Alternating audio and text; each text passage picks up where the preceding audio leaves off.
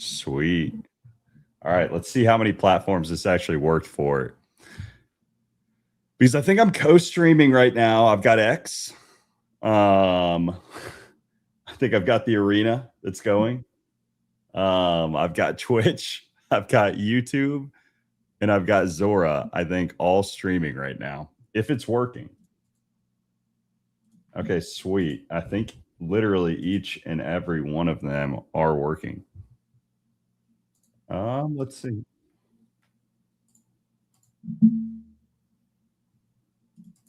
Okay, I had to mute something. I had some reverb from the one of the streams in the background, I think from Twitch. Dude, I have not touched my Twitch in so long. I forgot that I even had it until somebody brought it up on stream the other day. It's not even like that big of a follow. I think 2,400 followers on there. It's nothing, but yeah, why not just own every single platform? I just gave my first Prime sub because I don't know if you have Amazon Prime, but I probably should have just given it to you at this point. But last night I just gave one to Rasmer, and I was like, I have had Prime subs since 2017 or 2018, whenever they launched it. Mm-hmm. I need to start using those because you can give them out. It's like $5 to help support someone. That is pretty cool. Well, I mean, I'm so new to the world of really getting in. Like, dude, I've never been a guy that just gets on and watches the streamers. Really? No, I don't know. It's not really been. Well, I think it's because I don't come from a gaming background, right? Like, True. Well, I mean, kind of. At the point when we were gamers in high school, like, dude. Actually, real quick, the only thing I hate about this new camera, man, I look pale. Like, I realize how pale. I need some better lighting. Like, you can adjust that. I'm pretty sure you can adjust it. Okay, we'll have to do it another time. I mean, for now, people are just going to have to see the exposed truth about the color of my skin because it is. It's pale. It's pale, man. It's not. It's not looking good. But you know what is looking good today are the charts. Bitcoin right now, we're sitting like 94K. Yeah. Finally seeing some green across the screen. Pretty cool. It's been a minute. Let's go over to this. Dude, 94K. Nothing crazy yet. Nothing too crazy, but like a nice little start to the week for once. Will you just quickly, just for me, I know that I'm always the negative person here, but pull up the MSTR chart. Okay, we can pull up the MSTR chart. Coin, I'm really happy with 0.3%. That's great. And then it's like you look at MSTR, which is at what 65% down over the last year, something crazy. And you have a day Bitcoin just sends up to 94K. I just don't get it. Like, am I missing something? Dude, I've already told you this. You did break it down, but like it's just crazy.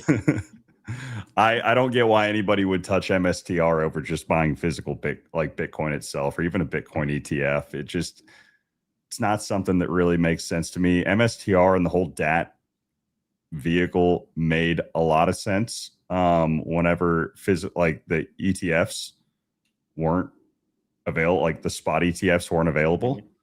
And it was an investment vehicle, a way that people could get exposure to Bitcoin, mm-hmm.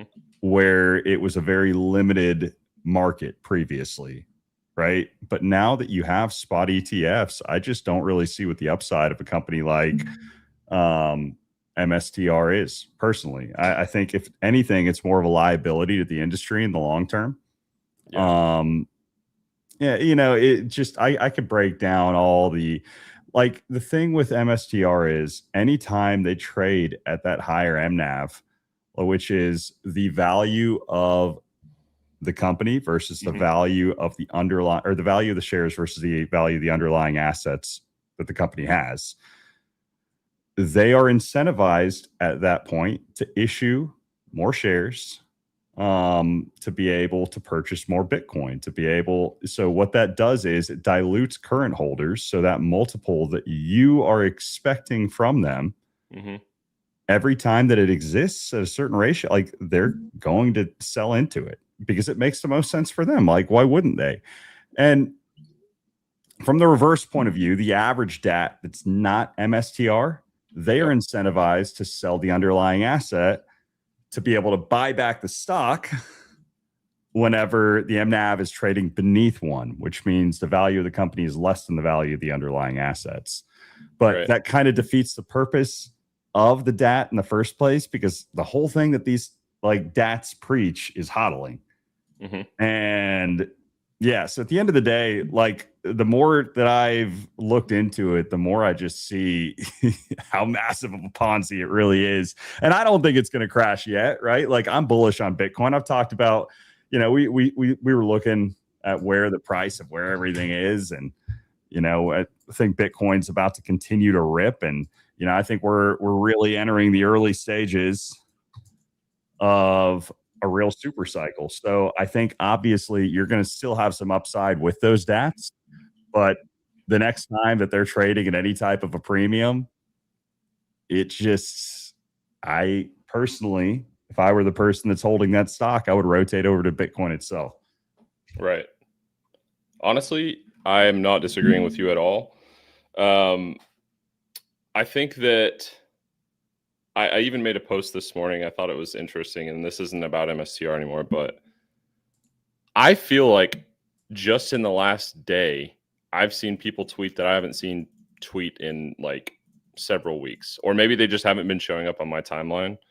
But do you feel like the timeline, it like the highs and lows of the timeline interact with what the price is on the chart? I'm assuming yes, right?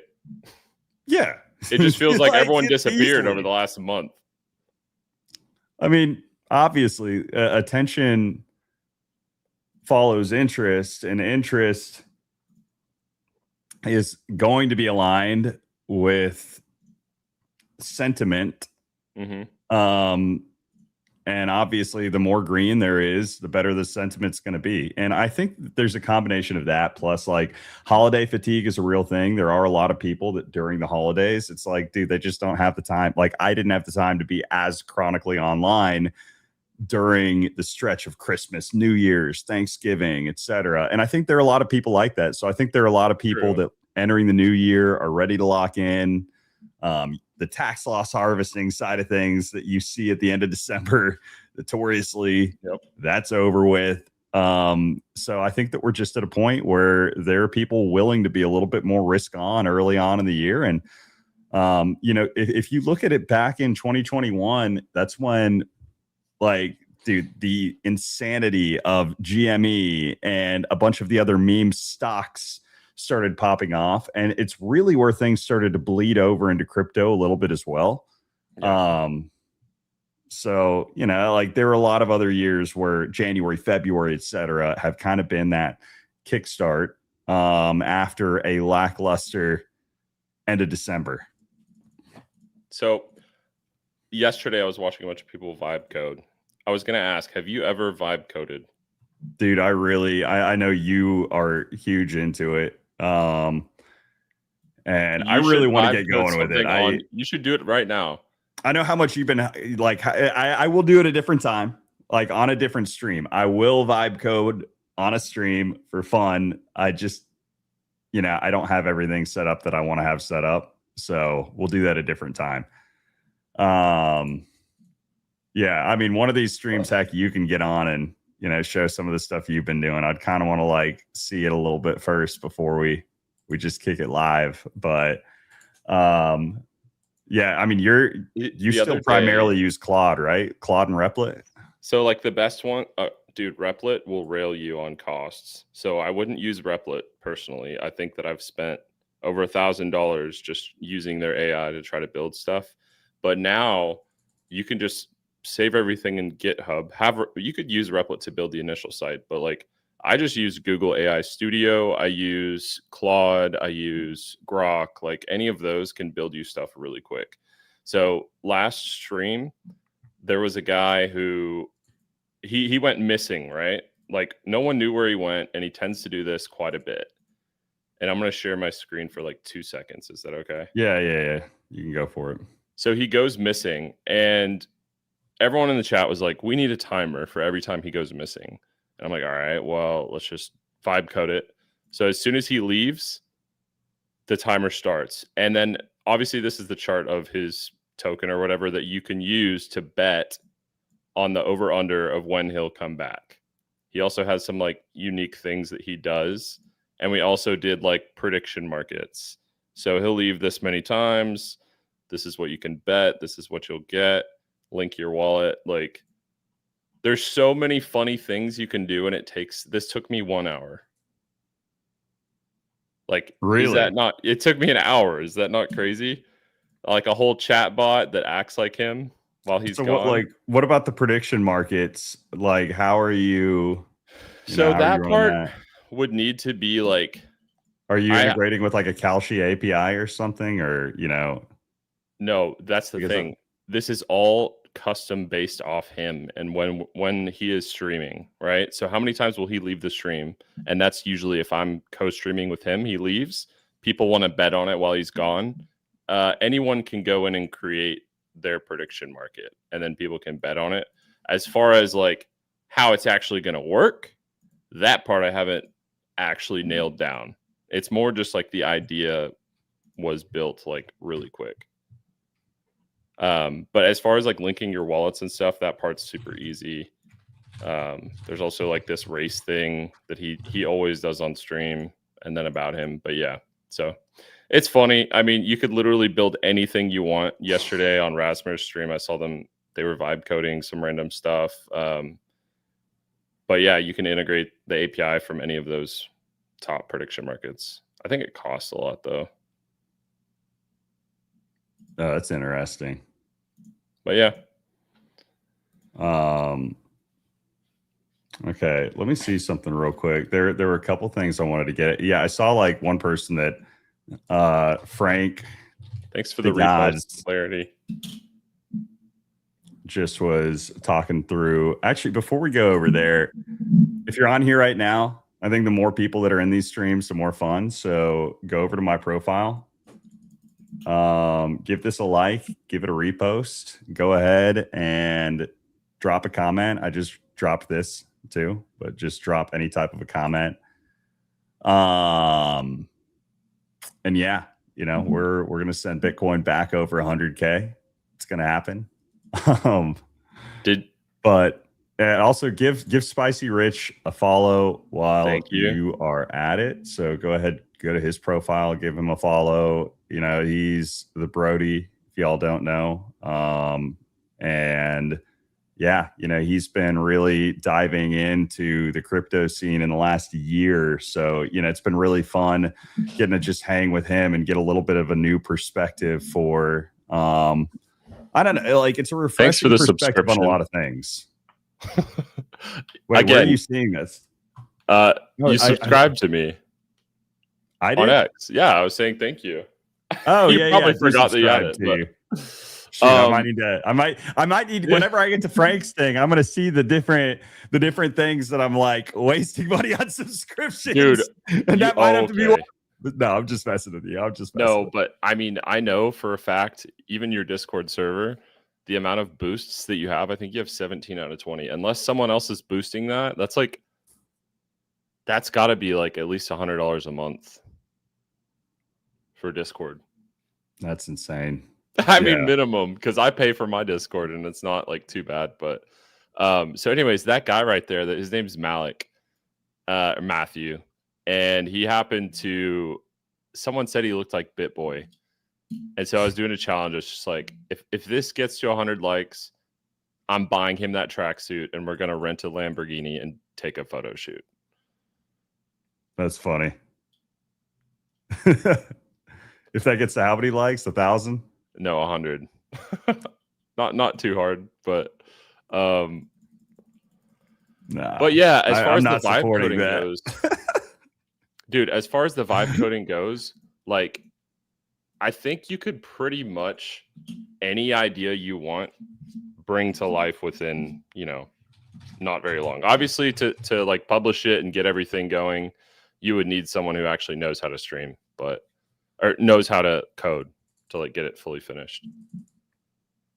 Yeah. Well, I mean, that's my expectation with a lot of it. But I do. Okay. I was going over here the other day talking about, something that Frank put out. And I think that what it shows is an example of where a lot of the apps that exist right now, I think, are going to become obsolete pretty quickly. For instance, Rocket Money, right? Like Rocket Money is an app Oh, that went to that'll bill. always be. I know it'll There- be. So I know. many No, people no, no. use it. Listen. I agree, but I don't think always is necessarily a staple. I mean, you could say that people are always going to eat Chipotle because they love Chipotle and they're used to going to Chipotle. But you look at the trends of Chipotle over the years and the higher cost that it is and the less of an effect of the less value that the people feel like they're getting out of it relative to what's available elsewhere, the less susceptible that they're going to be to use it. So what I'm getting at though is it's, like Frank right here was talking about how he just vibe coded.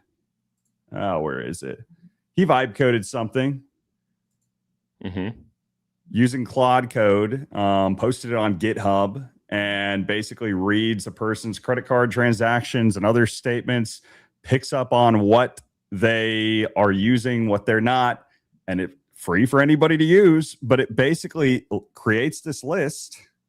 I haven't used it, but creates this list and goes on if you give it access to whatever, and it cancels it for you, which is exactly the same value proposition that something like, at least at a base level for what people really want, that something like Rocket Money uses. And that's some random dude that vibe coded it in I don't know how long, so, and opened it up Yes.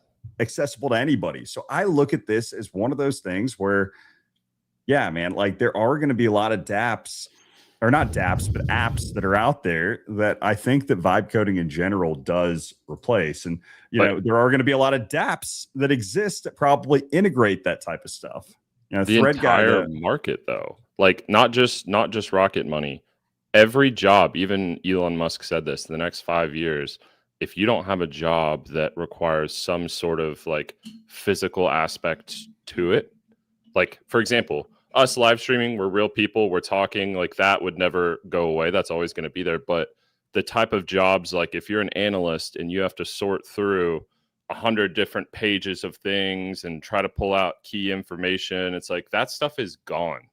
Even right now, that stuff is almost gone, but it's not fully adopted in the industry. So your Rocket Monies and your other type of companies, they're still going to be around for a while until it's fully like everyone's using AI, which it's almost there. Like I know tons of people that had never used AI before used AI in this last year.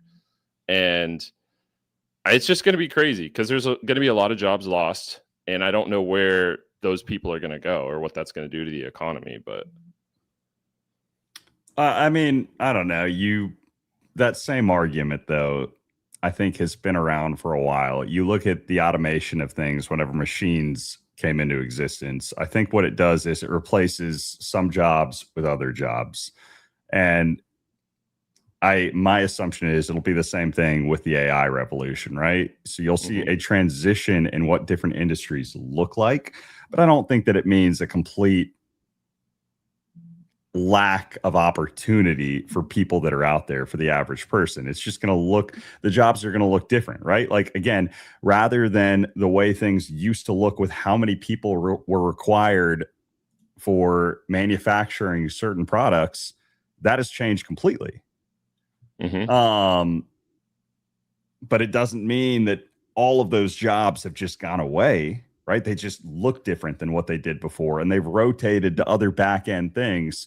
So I think it's going to be the same type of thing with AI. But yeah, you are going to see some companies that probably go away, but you're going to see just as many that provide X amount of value and pop up. But I think that it does democratize opportunity a little bit to the average person that just doesn't have the same. But you brought up a great point. There are going to be ideas, I think, that are birthed into the world by different people that are vibe coding, but it still takes a certain level of polish and knowledge to get somebody that actually knows what they're doing behind the scenes to clean up that code. And I don't know if that's ever going to be perfect as far as the way that, just the average person can plug something in and build something without having that extra layer of expertise. I'm not, Yeah, the biggest thing for whenever I was vibe coding was like, or at least using Replit, which again, I don't suggest you use. It's way too expensive. But whenever I was using that, the biggest thing was if I made an update, the system wants to take everything into account. So sometimes you might only be wanting to edit just one small button or one little thing, which you can use like an icon to click it, but it might update your whole site. And then from there, you don't know what exactly was updated, and you have to go back, restart, and then go from there. And like, you have to really be specific on certain things. Whereas if you do know how to actually code, you can just go into the code base, update everything yourself, or use the AI to update it and then check what was fixed. But yeah. Yeah. So I'm showing this from Thread Guy real quick. He posted yesterday, vibe coding isn't real until someone designs a smart contract crypto Ponzi that makes them 100 mil in a month with Claude. And, here's the thing. In a sense, I think we're going to see a lot of that coming up. It's not a matter of if, but when. And I think a lot of it just depends on how risk on the market is. It's like, as Bitcoin's climbing back to 100K plus, maybe there is a little bit more opportunity. Like, we've seen memes really start to take off again recently in a way that we just haven't in a long time. So the market is a little bit more risk on. But I don't think that this right here is completely for a lack of effort.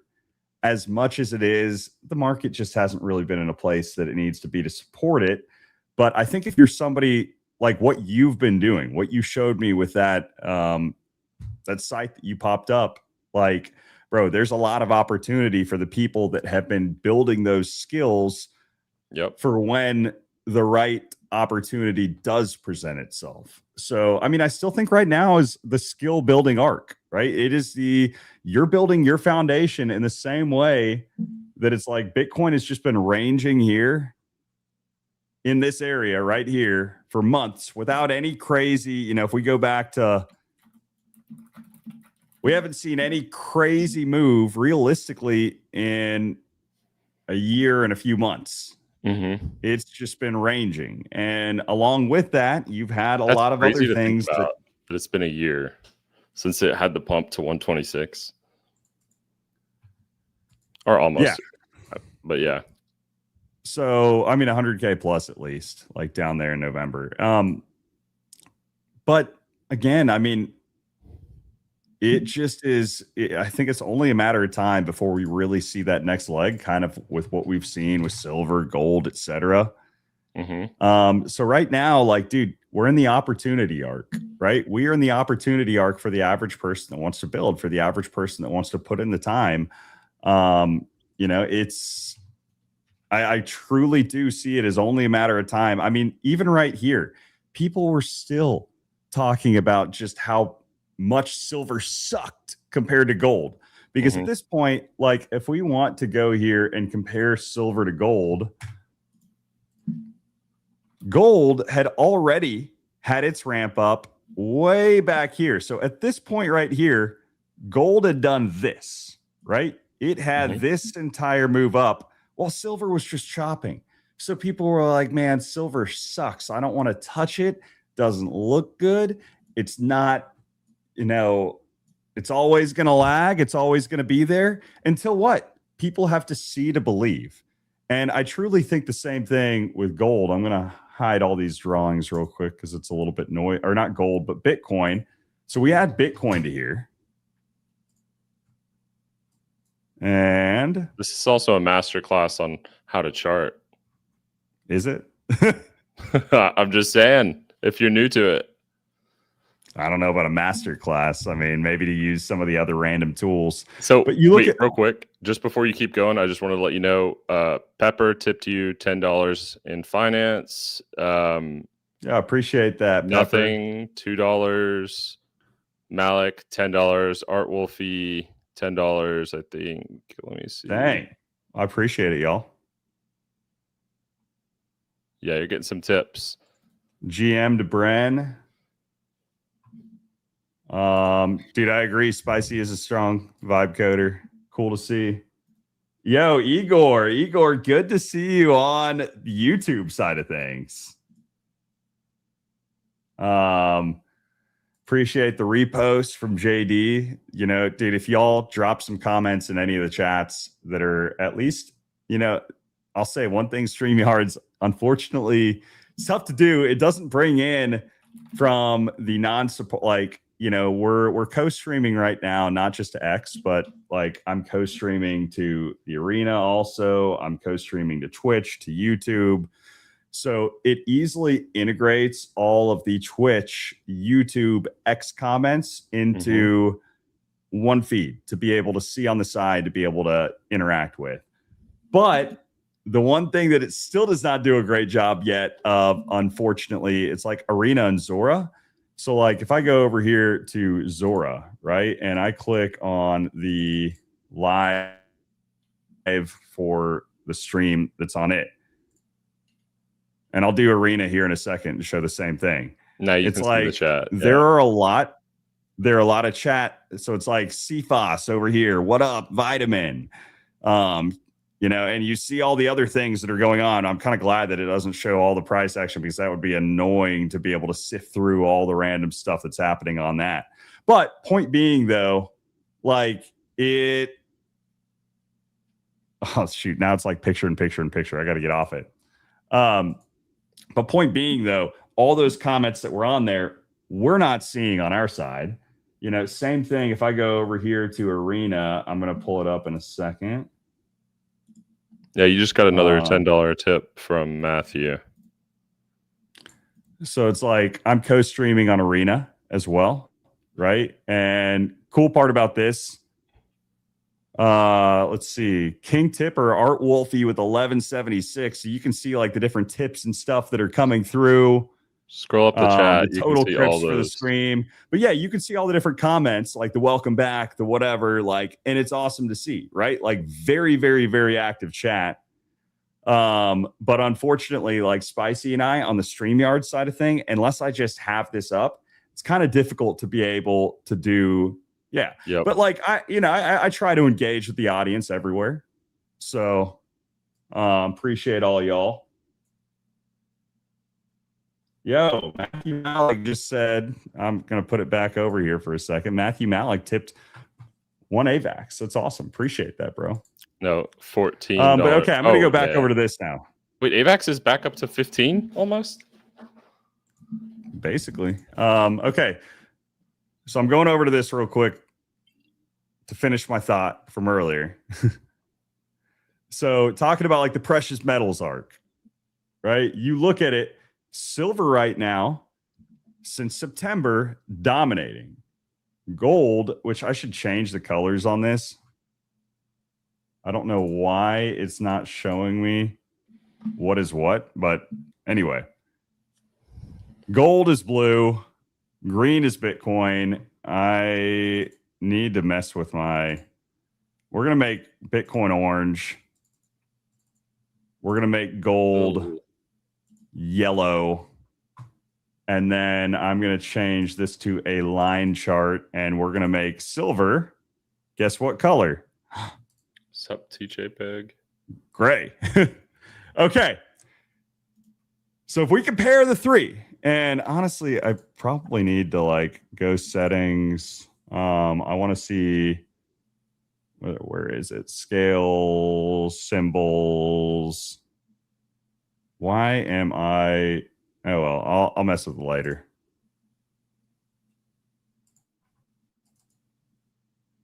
I feel like a noob right now because where is it? Labels. There we go.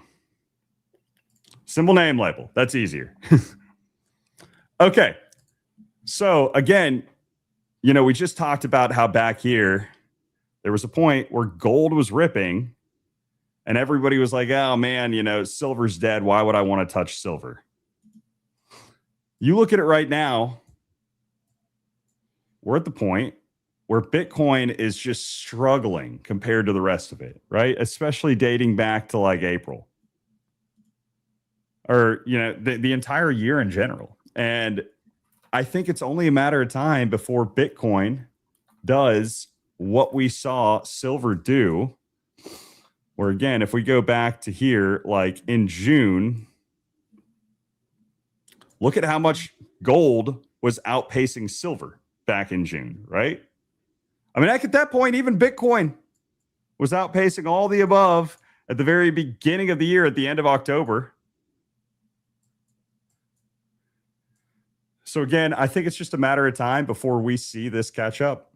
We were looking at the ratios earlier. I'm going to start. I don't care about the other things now. And we're going back to just candles.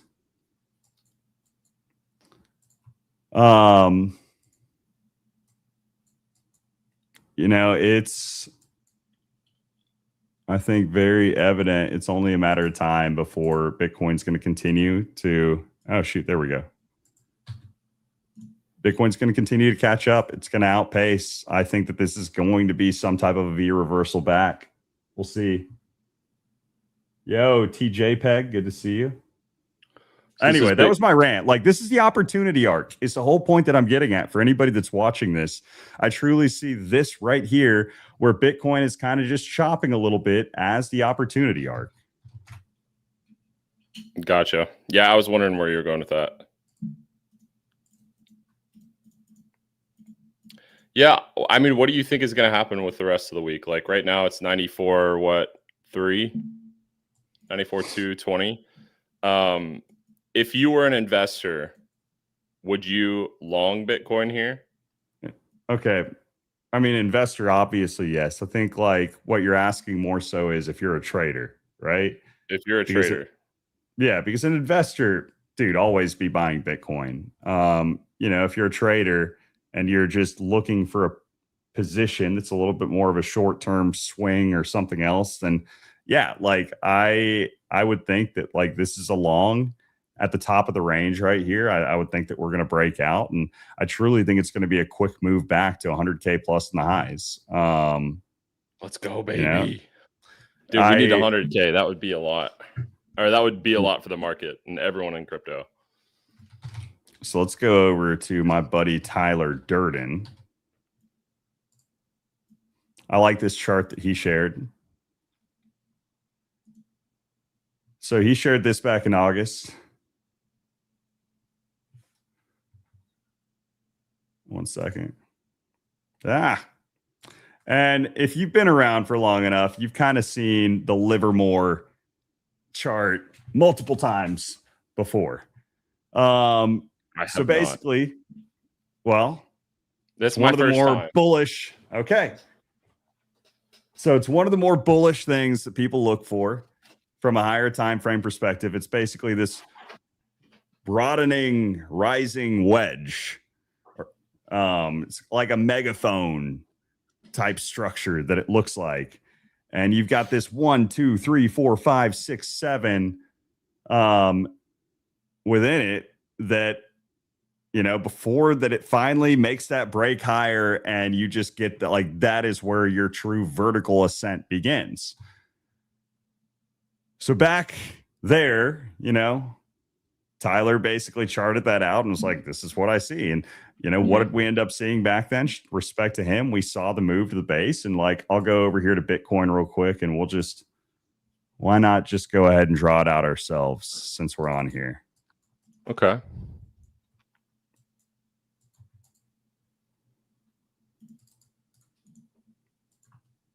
Dude, also, I did see ExxonMobil, Chevron, all the big companies are up today big.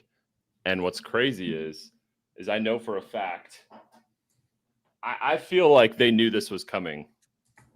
As crazy as that sounds, I know some of those people who work at those companies, and they were already hiring people in Venezuela.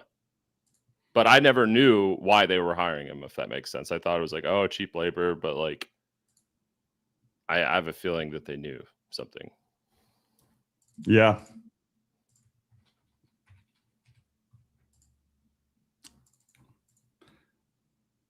So we're just going to go ahead and title this off, right? Like, why not give it? Dang, Bitcoin is pumping. It's because of the stream, bro. Yeah. It's because of the stream. Holy moly.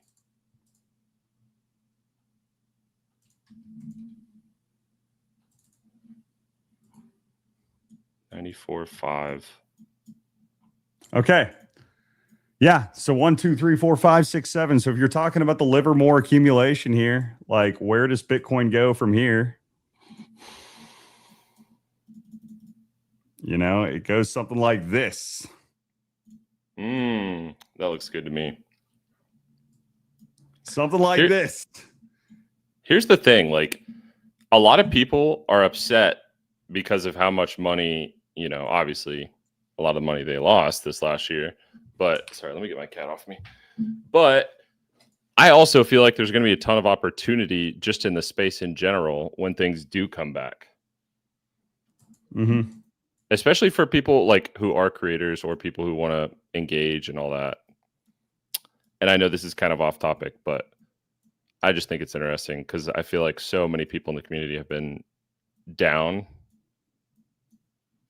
100K would be like, that would be chef's kiss. And I know this is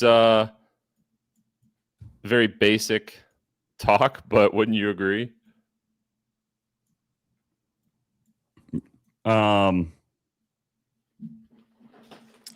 So I don't know why. Check your phone, by the way. I feel like that's probably why the lighting's messed up. I like the hat, by the way, too. Shout out Wonky Stonks. Oh yeah, shout out Wonky Stonks with the hat. RIP 661. Appreciate that FFV. Yeah, bro. Let's get Matt to join. I'm always down to have more people up and on. So go ahead, feel free to send him an invite. All right. You know, I think the more people hanging out, the better. I feel like no. What were you gonna say? I'll just shoot a text. I was just gonna say, like, it's just a bad setup where I am for the stream. I'm gonna get a new setup in the next few months. So is the window open? That's probably why. No, it's not. You know what it is though? The reflection from the screen or something. Yes, it's a reflection from the screen. Here, I'm gonna make it darker. Yeah, no, I've got some windows right by my desk. Maybe not the best type of lighting for something like this, especially when you're as pale as I am and you just reflect. Oh, they're closed, bro. They're closed. So now the main source of light that I have are just the screens. So you see like the different lighting that like changes as you as I'm clicking on different screens. So, you know, it is what it is, sadly. Dude, 94.5. Yeah, we're about to send, baby. Dude, I had a long, this is with the trading referrals that I was using, but I had a 50x long that was opened at 88K. And I don't know why I sold it. Don't know.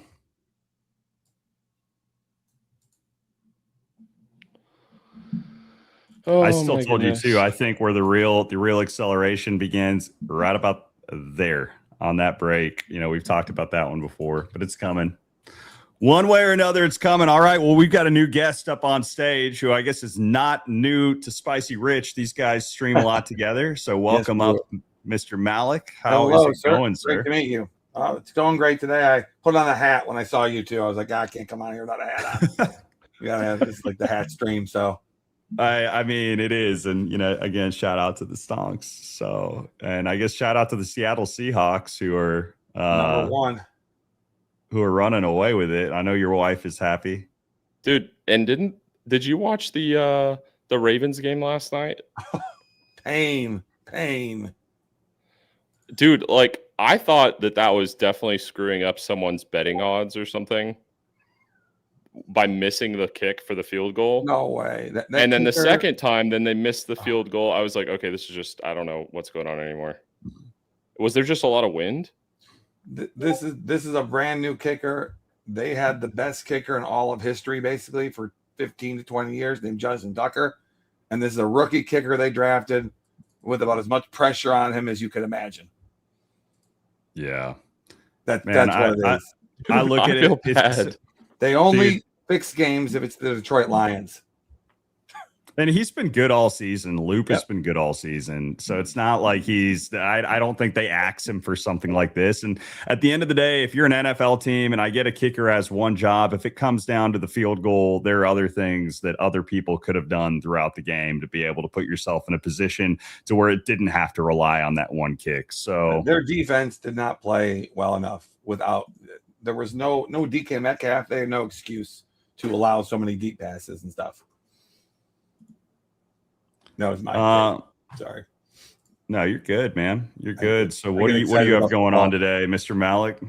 I do an 11:30 a.m. stream. I came straight from a funeral today, so I look dressed a little oddly, but sorry to hear that, man. No, it's okay. It was one of the ones where everybody involved was quite, not happy, but they were all very celebratory of the person's life. Let's put it that way. Oh, okay. They're gonna say happy they died. No. No, it was actually kind of weird because he was a little younger than most of his friends, so they're all sitting there like, "Oh my God, he's dead. We're older." Like my dad was like just freaking out the whole time. But dude, go repost the stream if you haven't reposted it. Where didn't I repost it? Yeah. Go to Kaleo's page, and then just hit repost on that. Yeah, real quick though, too. I like to engage some people from the comments, and if somebody dropped a chart on here, I'll check it out real quick. So Alfa Romeo said, check out my pattern comparison to 21-22 in the comments opinions. So, and I like to show people love no matter their follower count. So we'll check it out, Mr. Alfa Romeo. Let's see what you're saying. All right. So you're saying we hit that 100K level and we get rejected and we go back down. Here's my thing. Like the quick dirty of it all, where I could see this coming into play would be somewhere, again, if we go back down, if we get a breakout and sweep the lows again, this shit probably is not too crazy. I don't think that happens though. So what do I think of it? I think that it's gonna be trash, and I'm sorry, man. I like the work you put in. I respect it, but I am just naturally bullishly biased. So anything that I see like this, thank you for the fuel to the fire that is gonna send us to higher highs. Appreciate you.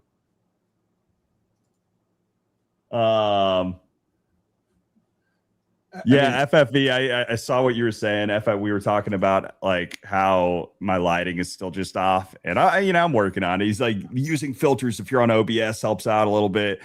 Like there are probably some filters that I could put in to be able to make my appearance look better. But we're gonna get there slowly but surely. Is that what do you have for your background, Malik? I have a Govee lights, so I can switch it to be whatever I want it to be behind me. I just wanted to do something different than I saw every other streamer do. My streaming started because I had Christmas lights behind me. So I figured I'd just stick with the light stream. Can you do a green screen on StreamYard too? You can. You want me to show you where it is? Yeah, where is it? I don't want to do it now. I'm just curious. You pick your name. You go to where your name is. Click those three buttons.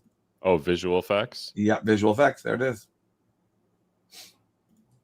You can add one to yours too, so no one sees your blurred window. Background. Nice. The blurred background's good for if you just don't like what's behind you. Yeah. Well, I mean, dude, like what I'm doing, I use NVIDIA Broadcast, and I just plugged in the the background I have, and then I stream via the NVIDIA Broadcast. But with NVIDIA Broadcast, you can choose whatever camera you want, whatever else. So, yeah. Have you gotten an AI camera yet that will follow you or that will track you around? No, I don't. I just got I'll slowly upgrade the equipment setup even more. For now, I just went with like a cheap $70 camera on Amazon because at the end of the day, dude, until I get like the full studio setup that I want. Okay, dude, chill. Come on, cutie. Until I get that full setup, it's like I don't need anything crazy, but I definitely needed something better than the grainy camera that I was using before that was just integrated into the laptop I have. So it's a good compromise. I got so ruthlessly made fun of for being a boomer because I was using that camera that I had no choice but to upgrade my system. I had no choice. It was just becoming torturous. People are very mean on the internet, you know. Do you have any open trades, Malik? I just closed a very large Bitcoin long, and I'm waiting a couple seconds to open up a new one because I've been focusing here. If I talk and trade, it can be very dangerous. No, I feel that, man. I mean, I think it's smart to be able to close out before you get on. I remember back in 2021, I was so stupid. Legit, while I was on stream, there's like, I look at the Karush interview that I did, and my face wasn't on it. And Karush AK was a guy that was doing a lot of interviews with people. Like, he's been more quiet on X since. But anyway, like with him, I was literally long. I think I had over $100 million plus of positions long. Oh my God. Oh my God. Like, while you were live streaming? Well, while I was doing the interview, yeah. Oh my God. That's just as bad. Just as bad. Yeah, and it was a live interview. So, and I remember the market dipping as that happened, and I'm like, I just lost like mid-question. I just lost like $500,000. Oh my gosh. And I mean, I was an idiot back then. Again, I was like, it was the same type of thing that made me a crap ton that ended up like leading toward me losing it, like, pretty quickly after. But it was just, like point being, it's the same type thing. Don't have like massive positions while you go to sleep. Also, because, dude, it's also something that'll screw you over. And better put a tight stop loss if you fall asleep on a trade. Mm-hmm. Were you trading on 1010? No, thankfully. Yeah, okay. Same here. I did just have, I think, one 1010 of the bigger... was like, I was on the road, and I knew that I wouldn't be paying attention that weekend to anything. Right. So I was completely like checked out. That was probably the best week to be checked out. I just shorted this River token, and I think it's the largest gain I've ever had in one trade in like an hour. What is River? I have no idea, but it just went straight down. Like I picked the all-time high, and it dropped $4. I don't even know how that's possible. I didn't even know it was open still. I just looked. I was like, what is happening? I will trade when I'm streaming with Drew, because he's because he'll do a lot more talking sometimes. And it's kind of like part of our shtick that I trade, make money, and piss him off while he's streaming. But otherwise, I don't like to trade while I'm streaming. Not at all. Is my camera like above my head right now? What's going on here? It looks like you've got like a 20-foot ceiling and it's pointed right down at you. Yeah. Is that better? Is that better? Yeah, your camera is way high up this point. I mean, it's still good. That's crazy. I just heard a cash sound. Did you get tips somewhere? Boomer. No, my take profit hit on 2-bit. Okay. I don't know how I've been trying to turn the sound off all day. I don't know how to do it. Oh, actually, you did get tipped, Kaleo. You got $5 from Florida Man. Dude, the arena should put... Well, I appreciate that, bro. I mean, it is cool getting the tips in from here, so I appreciate all y'all. Yeah, let's see. I appreciate Spicy and Malik for checking at their arena DGens. Look at, there's been like almost $100 in tips on this chat. Yeah, that's pretty impressive so far, man. That would be cool if there was that when you get tipped as a streamer. How many viewers do you have on Twitch? Because you never get on there. I'm curious. How many viewers do I have on Twitch? Let's see if it's wait, before I check, do you think it's over or under 7? Let's make a prediction. On under. I'm gonna say, wait, what's 7? I'm gonna say right at it. Okay, you're saying on 7. Okay, got it. What's your username on there? Oh shoot, we're at 5. I got it. Too bad there was no actual prediction market. So My username's just Crypto Kaleo on Twitch. So okay. Do you understand that for Twitch, 5 is actually good? Really? Yeah, Last Twitch. night there was a guy streaming on Arena who had 8 on Arena, and the dude from Twitch is like, "You have 8 people watching you?" And I'm like, "What the hell's happening here?" Apparently, on Twitch, getting 5 is like a big that's deal. right. When I pulled up that YouTube screen, I need to make everything dark mode. Oh, that's kind of crazy. So I mean, I've got 5. I used to have like Twitch or at Kick least and Kick hundreds. too. I think Kick too. You've got So we've got 7 on Twitch. YouTube, 5 on Twitch. We've got. How do you see how many on the Arena? 400 something. 414. Which I haven't seen. 414 total views on the Arena. That's cool. I haven't seen that many in a while. No, unless I like it when they inflate your numbers, they show like the tote because that's what X does. I'm telling you, no, these are Arena our numbers. got rid of bots. Yeah. Well, no, I'm not saying you got rid of it, but doesn't Arena work the same way as X, where like X shows the total? Like if I go to X, it'll show the total views for the entire time, not like how many are concurrent. They give you the total views when you close the stream down. Yeah, but it's live at the moment. So like as an example, if I'm live, I might get 100, maybe 150 people, but that's like since June, July, since things were really popping, it hasn't been that many viewers for a minute. So that's actually pretty good. All right, well that's cool. Let's see. So we've got that on Arena and 6K on X. Yeah, X is large, and we've got 11 on Zora. So combine them all, and then X is up to like 6,300. So I don't know, man. I mean, it's one of those things. I was talking about this the other day. I don't get why, unless you are you have an exclusive deal with a platform. Yep. Why creators don't stream to as many platforms as they possibly can to be able to reach as many audiences as you possibly can. It's like proliferation of your personal brand.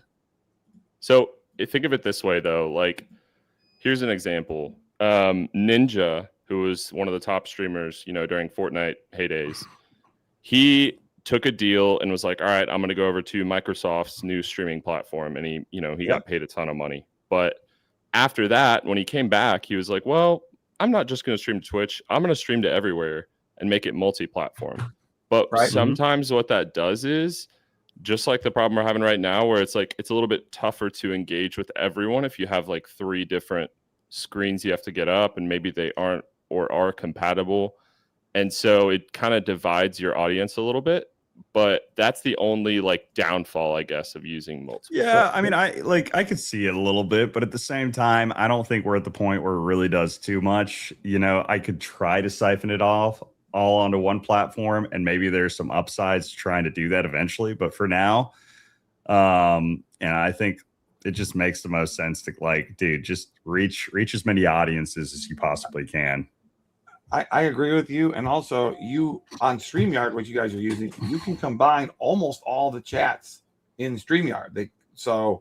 Except for you got to get Jason on top of working with StreamYard to integrate XChat, or not XChat, but the Arena chat. Because again, like I was talking about Arena and Zora, the chats don't integrate. Other than that, like they all do. So that's why it's very easy to like engage with those audiences on that. Because somebody clip this, please, so I can show this to Jason. No, it's because it makes it very easy. So if you want to be a premier streaming platform, you have to be recognized by these different premier streaming services. There is a massive bias on streamers here towards OBS. And I also use OBS, but I've been messing around with StreamYard, but I do use OBS as well. But I'll be honest, if I have to accept that I'm a boomer, I can't make OBS work. It just OBS it's not as good for guests. No, guesting requires it's great for a solo streamer. Yep. I think OBS is better if you are a solo streamer. Actually, I'll say that. Like it's 100% better if you're solo streaming. Worse, way worse, because it's not nearly as intuitive. If you want to bring, like, Rich just sent you a link to be able to join this. It's like you can't really do that as easily with OBS. I don't know if there is a way, unless you're like kind of siphoning via another thing, like maybe you're working your way software. Yeah, exactly. So it's not just natively integrated into it. Coin is up 9.3%. Let's freaking go, baby. You have calls open? Yeah, I have them for, like, I quit doing the short-term calls because I just got cooked.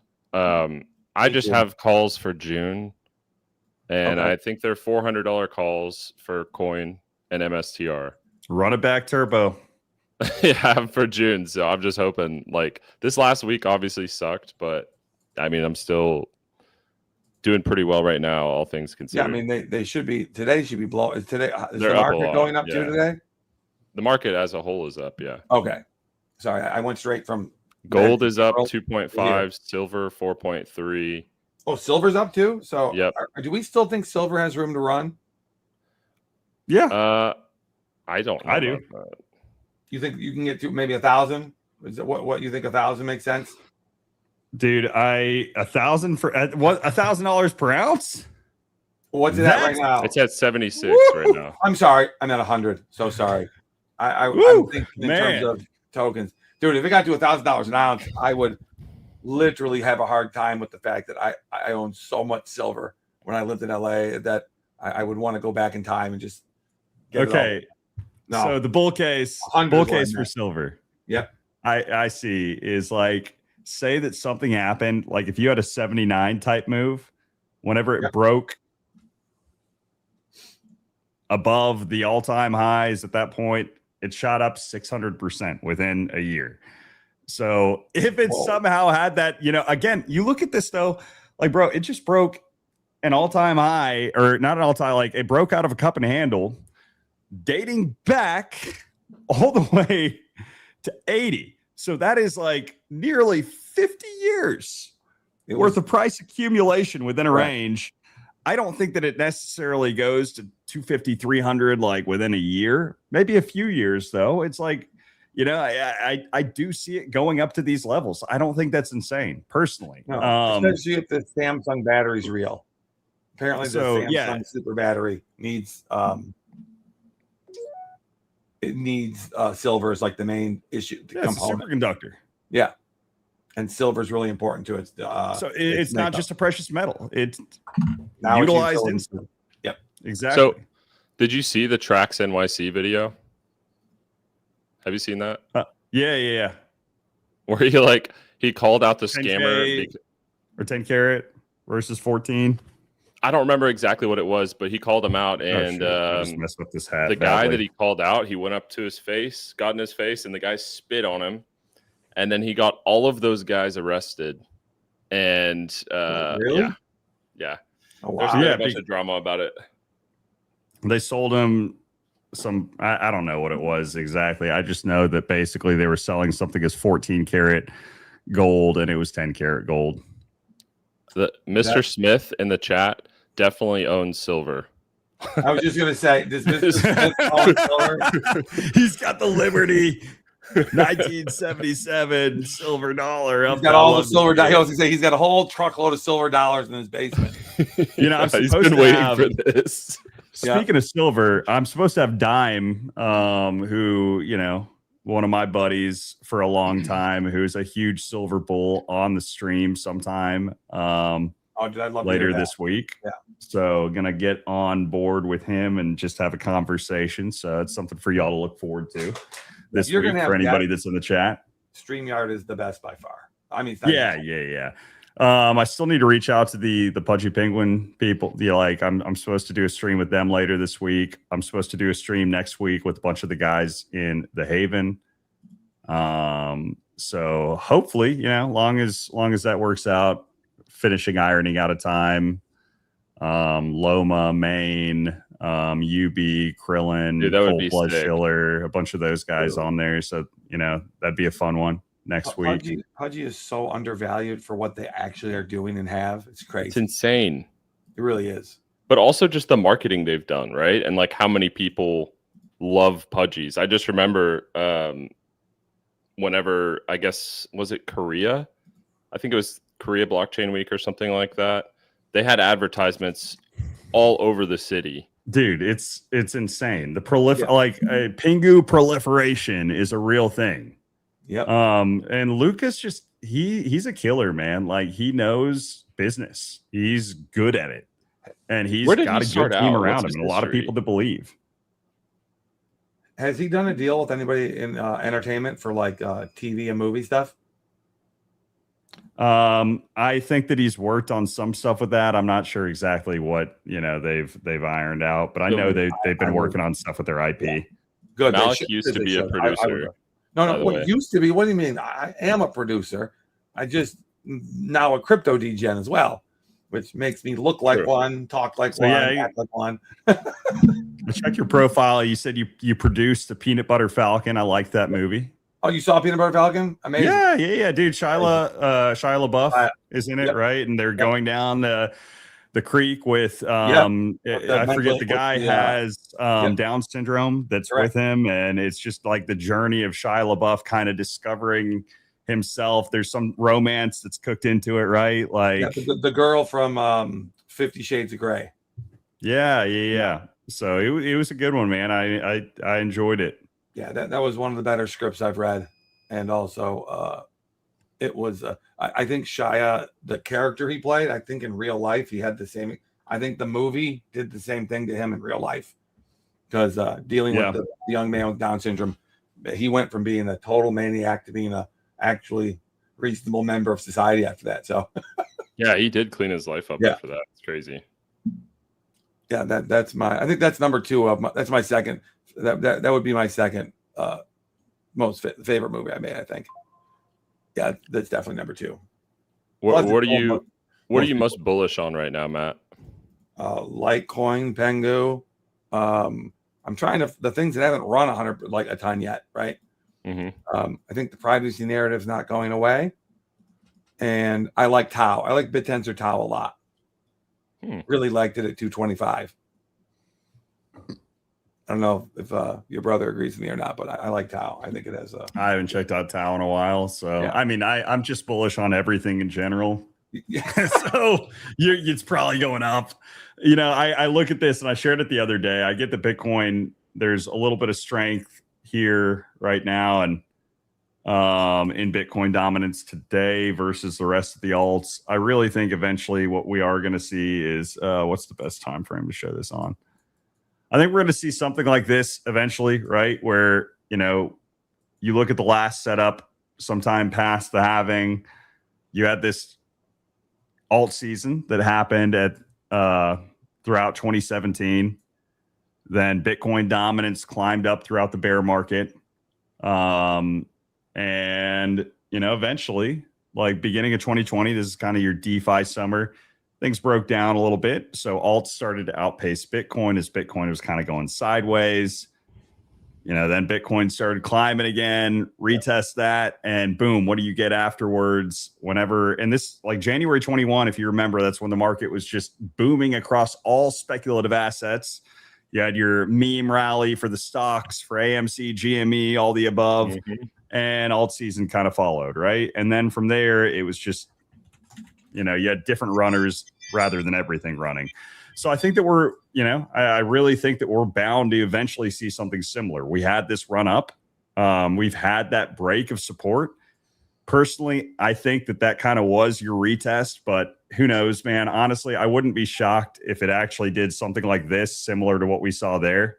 And Bitcoin actually does outpace for a little bit longer. And then goes down like this.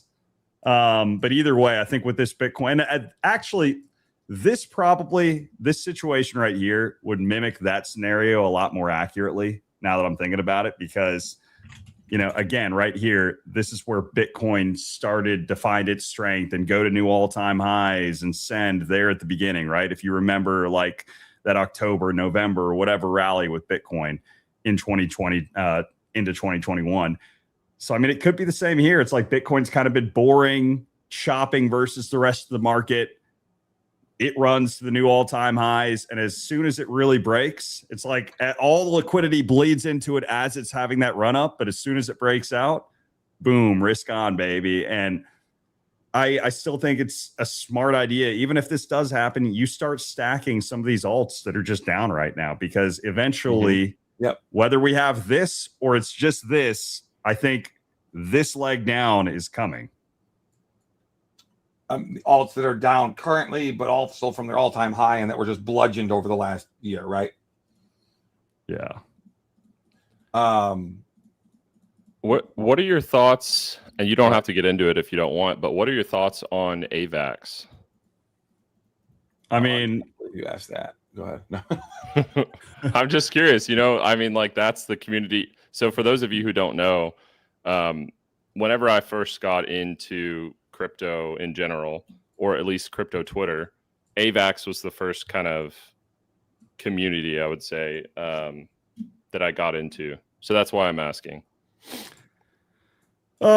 Dude, I mean, there are a lot of good people in the community. I think that there's a lot of, like, I checked out for a while because there's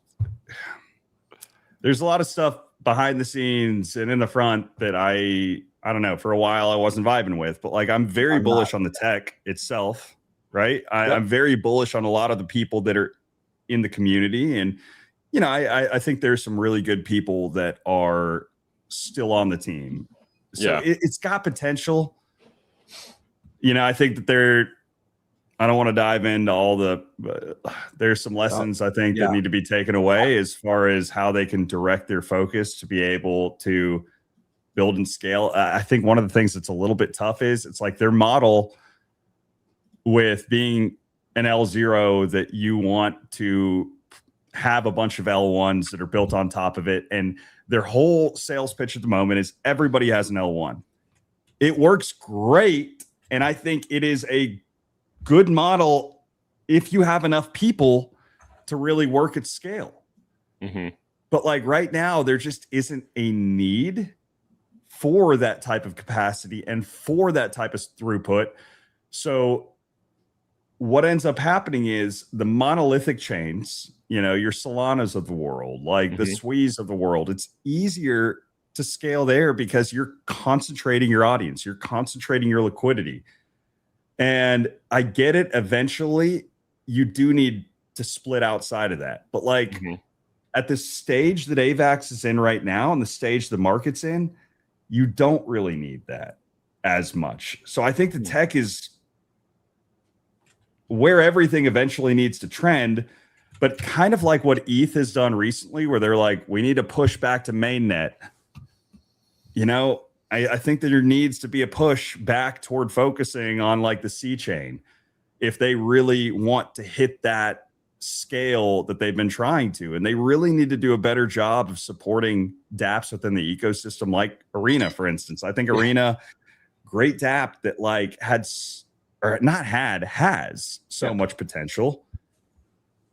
But it just feels like some of the time, whatever other narrative is trending on the other chain, that they try to push too hard into that too late.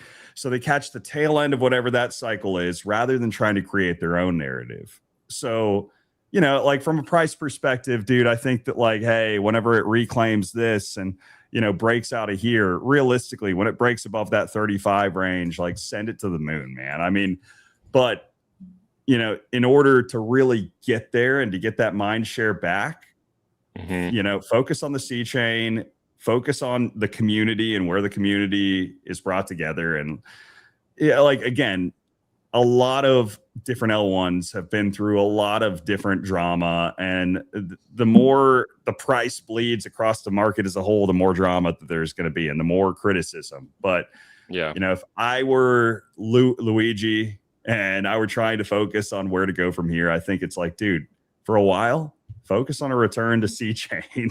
Like, do everything you can, because at the end of the day, it's like it's like ETH, right? Whenever ETH has more transactions on it, the more gas that's being spent, the more ETH that's being burned, the more money that's being returned back directly into the ecosystem rather than being siphoned out to these other L2s that I get scale it, but in a sense are kind of leeching from the main chain, at a cost to the scaling. And I think it's similar type deal with C chain where, at the end of the day, if you want it to be this hub of liquidity, you have to build the liquidity first. Right. So build the liquidity, then scale. I don't know. That's my 2 cents. Great tech, but I think that in order to get, it doesn't matter how good the tech is, you have to get users. Right. So and then support the users and help promote it. And I remember, at least whenever I was starting out, it was like there would be trends that would be happening and people might pick up on it, but it never got like promoted on socials, or people weren't really interacting with it because I never saw AVAX interact with any of those projects or different people that were funny. Like, there's just different things like that. And whereas Solana, like little things like, what was the Indian guy's name, Malik? The Indian guy's name? Yeah. Oh, you mean the guy that did the song? Yeah. Let's Reishi. Okay, I don't know the guy's name, but he was this funny Indian guy. He made a song for AVAX. Yashtin. Yeah, Yashtin. And he made a funny song and wasn't really like promoted. No one really did anything. Then he did one for Solana, and Solana just kept replying, reposting, like getting the viral content out there and supporting. And that's just like one thing I think obviously they could change is like not make everything about just real world assets. Make it also about the people who are using your chain. Human beings are real world assets. I don't know if you forgot that or not. Do you know how much energy it took for me not to interrupt and get hit on the meter? You did a great job, Matt. I took so every ounce of my fiber. We have an interrupt button for him that is also on that vibe coded website. Every time he interrupts, it's a ticker. So people can bet on the over under on a show of me interrupting.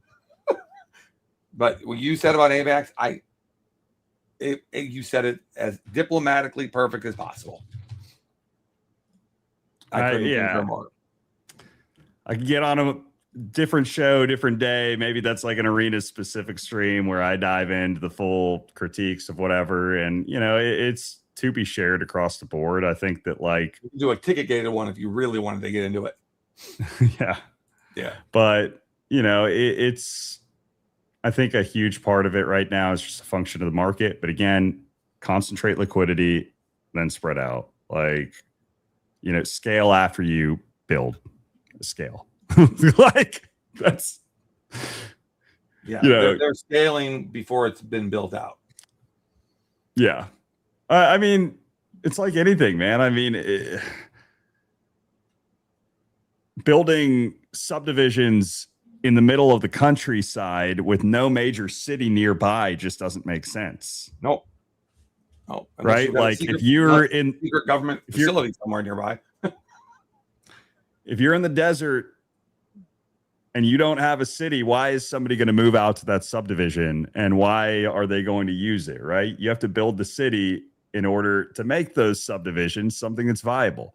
And now occasionally what you end up having is you get people that have maybe these small towns that are near the big city, and the small town thrives by itself. And eventually maybe as the city grows, it's absorbed into it. But like I think it's kind of the city-based model for is a way that you kind of have to look at like scaling an L1 too. It's just nobody's gonna like you build roads after you build the infrastructure too. So like building all these random roads that are leading out to the middle of nowhere, nobody's gonna take those either, right? Like it's just Yeah, basically what China did with their trains, where they just built them to everywhere with no real purpose. Now they're just sitting there. Wait, is that actually a thing? Oh yeah, they spent. I've never heard about this. What is it? Well, you just look up Chinese rail system. They built the 10 major cities together, but then they got foreign investors to pay for the 50 major cities. They couldn't get past 25 because they all went underwater. There wasn't any revenue. People weren't actually going to these other cities. There was no reason to go. So dude, I feel like the United States needs that more than anything. Yeah, I mean, now to be fair, China had Bro, no put your phone on transportation silent. system to connect its major. Yeah. We gotta have the phone on silent, Malik. I am gonna just shut it off. That's the easiest way Okay, for a that boomer. works too. That is the easiest way for a boomer to make something stop. There That's we go. Yeah. funny. No, but I mean, it is crazy. Like the United States could use something like that. And I like the comparison you made, and it makes a lot of sense. I think a lot of people right now are just curious if they should still keep building and if they will get the support that they feel like they could get on other chains. Would you agree with that, Malik? Yeah. But I think the arena going multi-chain not only was important, but it was key to be able to actually expand. It's a D app that's meant for everybody. Like, can you imagine Facebook only being on it if it stayed in a situation where it only was allowed to be on college campuses? Well, how much would it be worth right now? Right. I will say it is crazy. One time I was watching my brother's stream, and out of nowhere, someone bought $50,000 worth of arena while he's on stream. Yeah, that makes sense. Yeah. No, that is like the craziest thing I've ever seen. I've never seen anything like that happen ever. Like on live stream, just dropping 50 grand. I mean, like, are you kidding me? People do that stuff. Dude, in the stock market, it happens all the time. Yeah. Man, I think because Arena's market cap so low, you see a transaction like that happen, right? Like that. That's very visible. I want to go over real quick and like shift over to like Pudgy Penguins, for instance, like good example of somebody that's just doing stuff well, you know, because like Luca has inspired his community, and via being an IP play, like things like this, where he's just going out, you know, you see a card in the middle of nowhere, you see the Las Vegas sign with the penguin that's there, you know, you see the Pengu mind share passing 300 billion views. You have the apps with the games that are being played that how do like they measure you that? have, I think 300 billion. I mean, it's like the total views on posts that include the word Pengu, I think. So they Probably just impressions, scrape right? Or X. something like that. Yeah, I think it's impressions. But it's a lot of these different things. It's the Walmart stuff. It's a lot of these things that are built together. And if you look at it, though, a lot of this is coming out where the price was just down. Like, you know, the price wasn't doing anything too sexy. It was just bleeding down.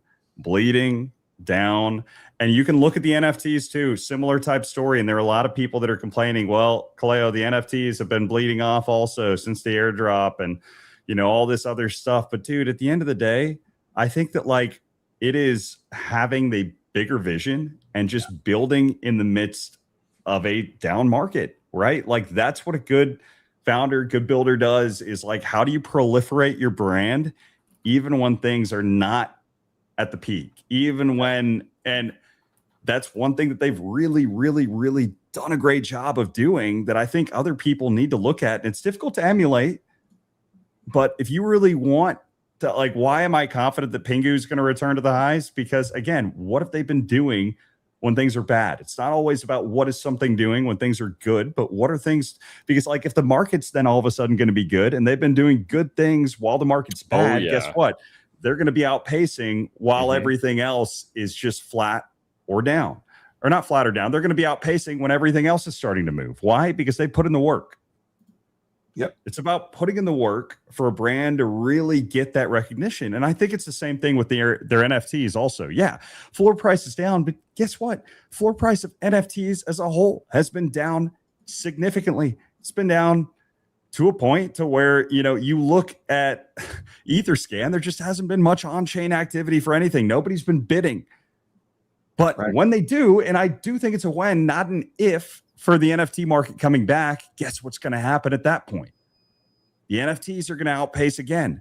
It's just one of those things. You've got to put in the work, and there are going to be periods where the market's not going to support that work. It's not going to reflect in the price action if the market itself is down. But when the market turns around, you're primed yourself to be a first mover. There's no doubt. What was Pengu's high? What was its all-time high? I'm not sure. But yeah, no, I would agree with that. I think like everything what you're saying makes total sense.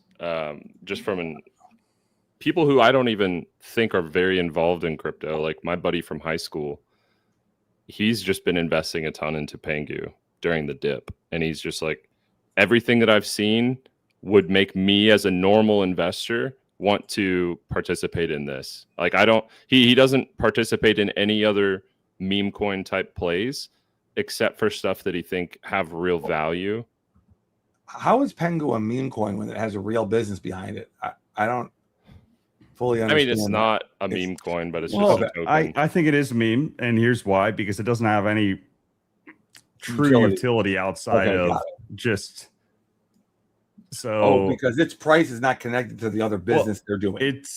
I think at the end of the day, people look at it like what constitutes a meme is what utility surrounds it, right? Like versus if it's an L1, you're building on it. Now, a lot of L1s are viewed as memes. I mean, heck, talking about AVAX these days, it's basically been viewed as a meme.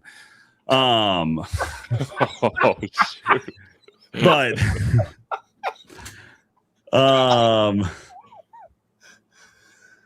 but nobody's going to classify anything as a meme. It doesn't have utility.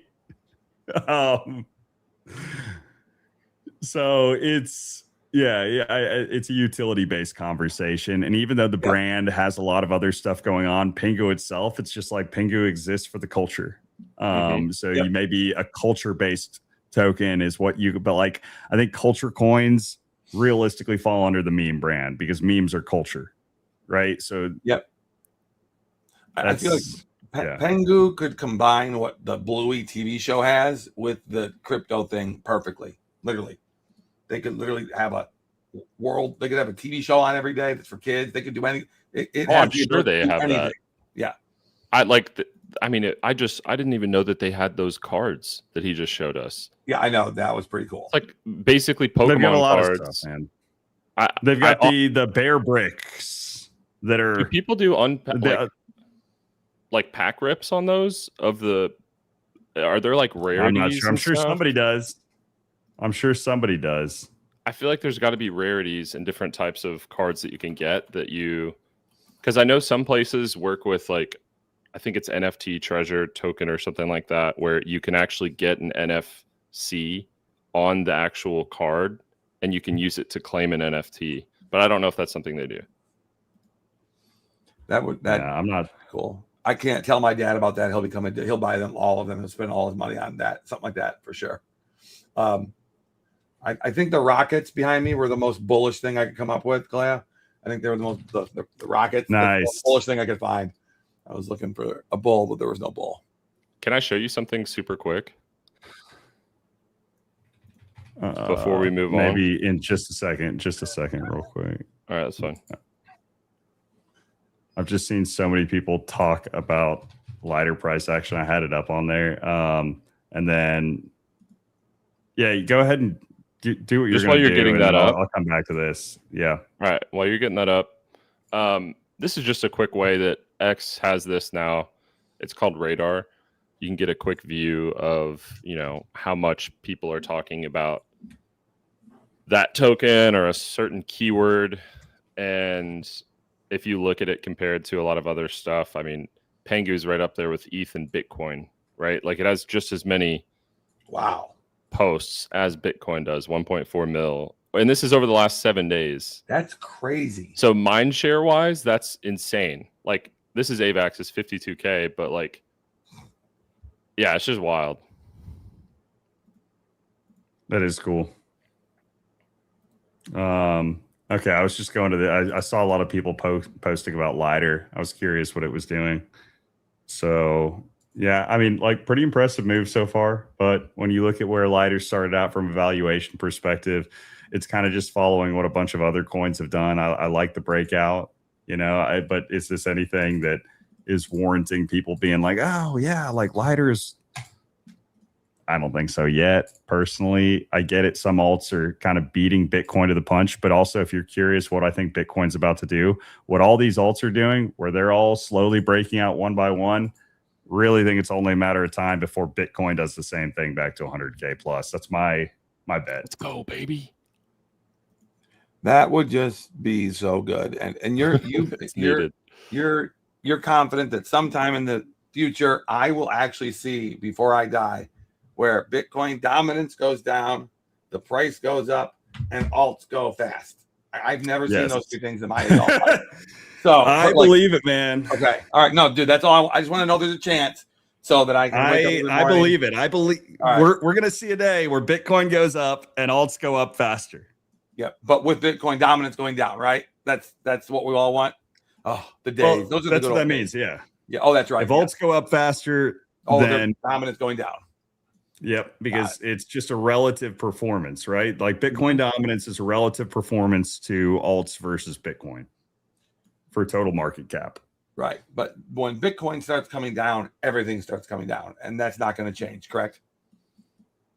I mean, like probably not. Like I think Bitcoin's the king, so the rest kind of follow. Everything's just a higher beta play in a sense, but there have been periods where that's not necessarily true. Like, the old saying, there's always a bull market somewhere. True. That would be amazing. But I'm just happy with the first scenario. That would just make my year. It would make my decade.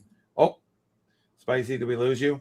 No, sorry. For some reason my camera gets like overheated or something, but oh man. Gotta get a new camera. So dude, no. Dude, do I have to send you both these AI cameras that are so easy? You just like pop mine your thing, and then they follow you around if you want them to, and all this shit. Make life easy. Really. No, this is all I need. I don't need anything else. But gents, I think I've got to get running here in a bit. Oh, yeah. I've enjoyed the stream, but got to get some other stuff done throughout the day. Real quick, it's been fun. Wait, before you end it, can we do like one or two more questions that people have been asking? Very easy ones in Arena. Sure. So just to catch up on what people have been saying, and I'll add this to the screen if that's okay. Or you can add it to the screen, it doesn't matter. But we got Brandon in the chat saying so much bullish news flowing on crypto to start the year. Hard to not see a run up into midterms. And then he said, how do you think a Pengu would do if the IP went public? Going down the talk track of even L's becoming public companies, and how tokens would then be looked at.